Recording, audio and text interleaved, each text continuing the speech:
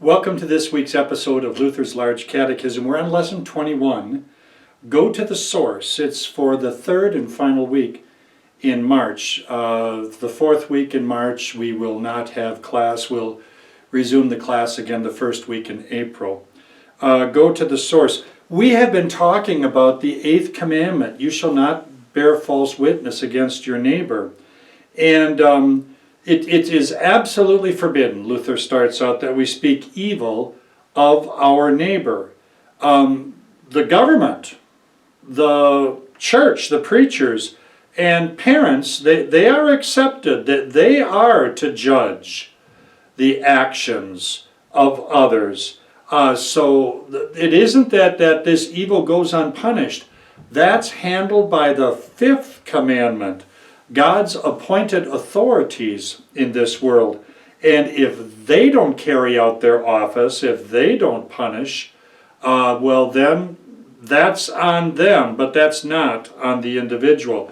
Oh, by the way, for the teachers of our Green Valley Lutheran School and the staff, this qualifies for your continuing education.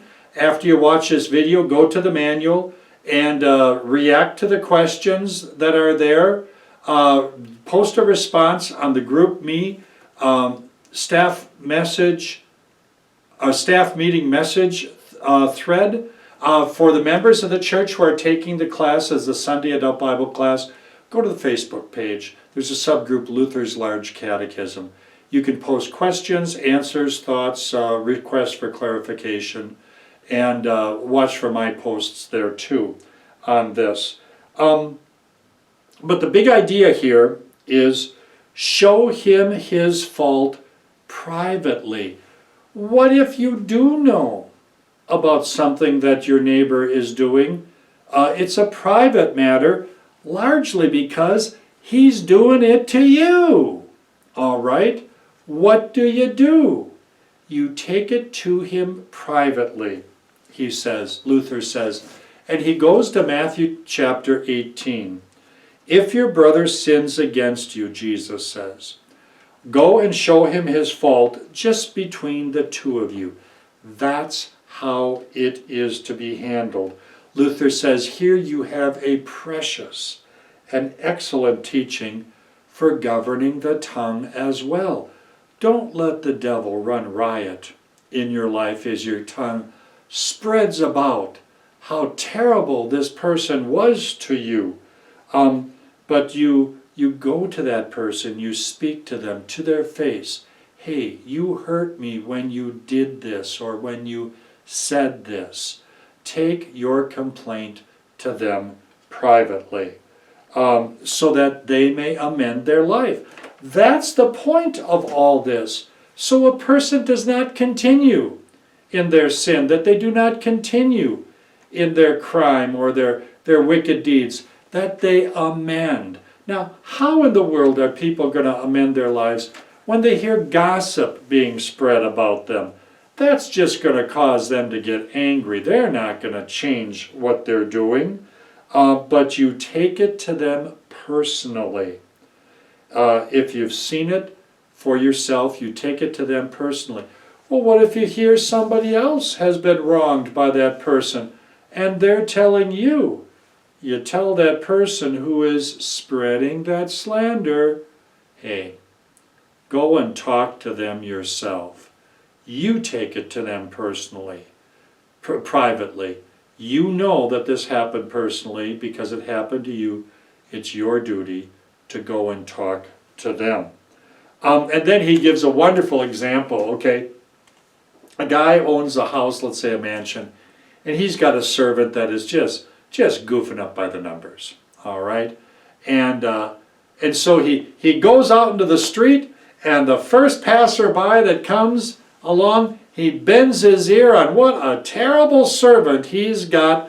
Do you know what he did today? How many pieces of china he broke and left the refrigerator open and unplugged the freezer by mistake, and oh, I'm out.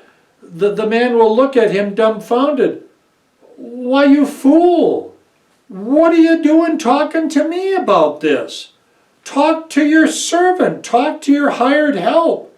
So they stopped doing that or talked to him telling him, this is why you're firing him. It's none of my business.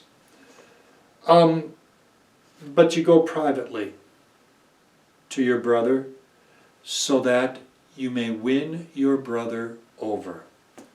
And Luther says, what a great and precious work this is, to win your brother over. You know, all of the monasteries and all of the masses for the dead that the Roman Catholic Church has established and administers, they can't brag about winning one brother over. But you, by using your tongue as it was meant to be used, by showing your brother his fault, you can win him over. And the big idea, remember, is that show him his fault privately.